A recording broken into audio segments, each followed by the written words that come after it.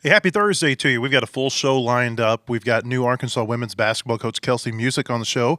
Also, Bubba Carpenter will be in studio with me a little bit later.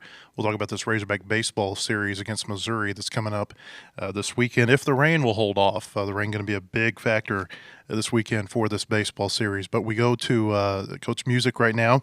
Just announced here in the last couple of weeks, Coach. I wonder, what are your days like right now? They're long, but they're great. It's a huge opportunity, a huge blessing. But days are long right now. But we wouldn't have it any other way. Is this a deal where it's like before sun up and then obviously after sundown? I pretty much most of the time, I don't know what day it is or what time it is. We're in the grind right now. Obviously, the portal's open. Lots to learn as far as campus. You know, all the things basically. But the biggest thing is recruiting and that portal right now. So it's definitely a grind, but it's fun even in the midst of a really long days. You've been through this a few times, whether it be starting out at Southwest Oklahoma State or at ORU. Just what are the maybe the building blocks that you have to put in place early on when you take a new job like this? I think obviously we have to assess our current roster and working on that as well in the midst of the recruiting realm.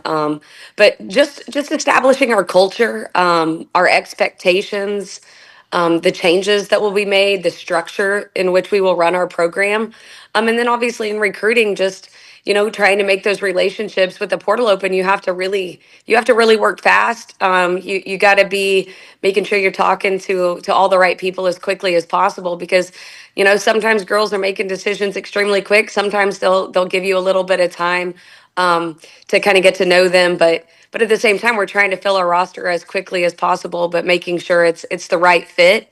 That they really are all in. They want to be a Razorback and they want to be a part of our program and the direction in which it will go. So, those are kind of the foundations. Again, culture, our pillars are faith, family, and fearless, and those things are important as we move forward. I saw a video that they put on social media here in the last week or so. You talked about the faith family and just kind of go into detail like you did in that video, if you would. Just what those mean. A family type atmosphere. I want our women's basketball players to understand that they are a part of a family. The coaching staff, the players, our support staff, everyone is on the same page. Everyone is all in, and we want to run it like a family. We want them to know that we care about them in all aspects of their life, on and off the court. We want to help mold them for their future, whatever that might be, to help them be ready to face the world in the workforce, or if they have professional aspirations in basketball, whatever those are. you know uh, Fearless. I think it's extremely important to help build our players confidence. We want them to take the court and be fearless. We want them to really hone in on their individual skills. So I think player development is extremely important. It will help build their confidence as well as helping them understand our offensive system and defensive system in order to be confident when they take the floor. And then faith. I want them to have faith in their coaches, faith in their teammates, faith in themselves. I think that's extremely important. That faith aspect is there's a multitude of ways you can take faith, but faith is extremely important in the way we'll run our program. Your history has been, like, I guess, almost all in Oklahoma, right? I mean, you grew up there. I think you played there, Southwestern Oklahoma State, ORU. Does in this day where portal is such a big deal in terms Mhm. of how you recruit, the ability to recruit a certain region, is that still important? I think it is because obviously you want to work on your retainment too. I mean, once we get our players and our roster filled, our goal is to try to keep them. I get the portal is a huge factor, but as we build our roster, we would like to try to retain them. So I think regionally does matter to a certain extent. There's obviously, there's times that that's not going to be the case. We have some girls from other countries on our roster, so those things are important as well. But if you can recruit a little bit regionally, I think it helps with your retainment. And especially, when they have the chance to play in front of their family and friends a little bit, I think that still matters. But at the same time, we have to be ready to get in the portal, get someone from another country, get someone from another state. All of those things, the nationwide recruiting is imperative. but I think also recruiting to the system. So there is that regional aspect, but at the same time, I think the right fit and making sure that those players want to be here is also still important. Okay, so you've said Lacey Goldwire is going to be back as an assistant coach for you. Are there any others that you've added or that you've retained? Yeah, Nick Bradford is staying, Okay. and Amber Ardobo is staying as well. So we do have a couple that are staying that are currently on staff, and we're working on filling a couple of other positions actually currently. So So Amber Shirey, who you're mentioning there, director of basketball operations, yes. she's been through a lot of different staffs at Arkansas. I wonder how much does it help having someone who just has such an institutional feel as you try to, get your feel for this new job. And Amber's amazing. Like you said, not only has she been through multiple coaches, but she was a Razorback, and she Hmm. she loves the university. I just think that the fact that she's so deeply rooted within the university, from her playing days to coaching and being in the role in which she is, I just think it's huge. She knows everyone, they know her, and it just makes the transition even better. And she's just such a high character person with a phenomenal basketball IQ. Just I'm just excited that she's staying with me. And then Nick Bradford, for those who don't know, he's a Fayetteville High School grad, was a great basketball player here, went to KU and played, and then he's been coaching women's basketball for a while. Was at Wichita State before he came to Arkansas. What was it about him that you wanted to retain? I think he's got some really good connections recruiting wise, but also, on the court. He is from Fayetteville. I think that that's also important to have someone that's local, Hmm. that can get out into the AU and the or the summer basketball programs. He has those connections with some high school coaches, but just his connections on the circuit is extremely important. And the fact that he has been to a few different places, I think his recruiting can reach a little bit deeper now. And I definitely think his on the court basketball IQ is definitely going to help us as we mold our players, help them understand my system, and then just help them grow as individual players. I think that player development portion is really important, and I think that that's something that really excites him too. And I think it'll be good for our program. No one has publicly committed that I know about. Doesn't mean there hasn't been commits. I wonder how has recruiting gone? What's the reaction been like from those that you've talked to over the last couple of weeks? It's been good. I mean, I think that they're excited. We've had some really good conversations. Obviously, retaining the freshmen that we've signed has been extremely important. Working on our current roster is important, but being in that portal, making those relationships, setting up those visits, it's been extremely important. And obviously, there's this little dead period right here, so we can't have anyone on campus. So Hmm. that's going to put kind of a halt to some things. But next week will be another big week for us. Getting some girls on campus as we continue to build this roster. As you talk about roster retention, have you got a ballpark estimate about how many players you're going to need to add during this portal cycle?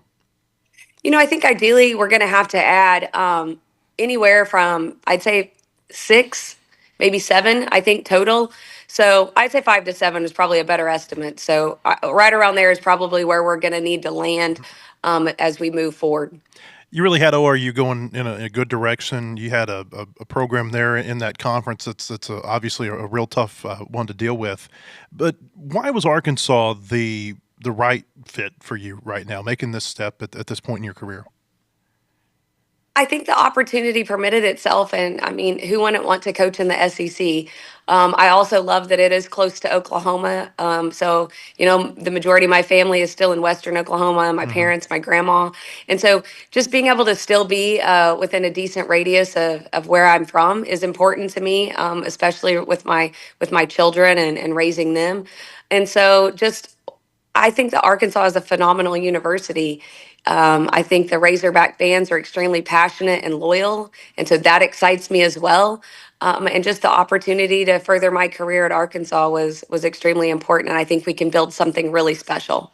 Having coached here, having just kind of seen things up close when you brought ORU over, did that help at all in your decision making? Definitely. And once I, got to talk to the administration a little bit deeper, I love the direction and which they want the program to go. And I think that that was important too, that our visions do align and the support is there. And that's extremely important as I made my decision as well. Tell me about growing up in Canton, Oklahoma. Well, there's about 500 people in my hometown. Mm. It's definitely it was definitely a blessing to be able to grow up in a small town. Both sets of my grandparents live there. My parents graduated from Canton High School, and there wasn't much to do but play basketball. I grew up on a farm, and I spent most of my days playing basketball, and it was just a great place to be. There's no fast food restaurants, no stoplights, but everybody knows your name, and it's pretty much a tight knit family with the whole town. So I wouldn't change it for anything. What kind of farm are we talking about? Cattle and wheat. So my dad still Okay. runs cattle to this day, and he does a little bit of wheat. But growing up, he did a lot more wheat. But he still, like I said, he runs a lot of cattle as well. You played at Cameron University basketball, college basketball. Um, you're pretty good there. I mean, you just got inducted into their athletic hall of fame. What in the last 6, 7 months? Tell me Yeah, about. February. Yeah, so just tell me about playing there and what the college experience was like for you. Just it was a great experience. I think that's honestly where the rebuild started. When I first got to Cameron, we weren't very good, to be honest. We had 12 true freshmen on our roster, and it taught me. It humbled me a lot. We were really good at Canton High School. We won a lot of games, and that's just what we did. So it was humbling to get there and to really have to figure out how to build something and be a part of something that was bigger than yourself, and buy in and put that value in. And so I think that was kind of where the rebuild started. By my senior year, we made it to the national tournament for the first time in school history. Up until I guess a couple of years ago, we were the only team that ever made it to the national tournament there. So I thought that that's kind of where the foundation and the process of learning how to rebuild a program started for me. And to be a part of something and knowing that you left it a lot better than where you found it meant something. Now, was your mom your high school head coach? Is this right? She was my coach, and she wasn't. She coached me when I was younger, but once I Okay. got into junior high, she kind of stepped away to help raise us, and she just taught school for a while. Okay. She got back into coaching later, but she kind of stepped away to let me and my sister, be coached by someone else.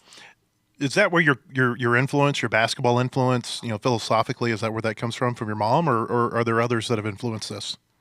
I think a lot. My mom definitely was a start because she was a coach and I lived in a gym. I think my high school coach, Mrs. Gore, she really did teach us the game of basketball. We ran a true motion offense where you had to read and react, and I think my IQ really grew at a young age. I also think that's one of the blessings God gave me as far as my basketball mind. But she really did help instill that hard work, the discipline, and she was tough, real tough. I don't know that she ever even told me good job. So she was she was a different breed, but it was good. I'd do it all over again. Her toughness, her mental toughness that she gave us was extremely important. And then in college, I obviously learned from a couple of different coaches. But as far as the dribble drive, I learned it when I was coaching at Fresno State. Fresno City's coach Brian Tesler came in and showed us and she helped us implement that offense, and that's where I got it. We won a the WAC championship back then, and then that's when I got the job at SWASU when I took it with me there. So the dribble drive is kind of, we got it when I was in California. So I definitely have to give credit to them. So, I mean, there's so much talk about your offense and how many points ORU has scored. Defensively, what's the philosophy? We want to be hard nosed defenders. We want to mainly man to man, but I'm not scared to mix it up. Throw a little zone in there, here and there. But if the opportunity permits, we can get the roster where we need it. I also love to press. I love to be a little chaotic on defense and sporadically, trap and do some different things. My goal is to try to make the offense, the opponent, uncomfortable to the best of our ability, and make sure that we have a mentality where we're going to be hard-nosed defenders, and we want to force some turnovers. When we force some turnovers with some full court press, that helps our transition, helps us get some easy buckets, and helps us keep those points growing on the board. You mentioned knowing how to rebuild. I mean, you've been a part of this, like you said, as a player. You've done it a couple of times as a coach. How much do you think that helps as you come in here to Arkansas?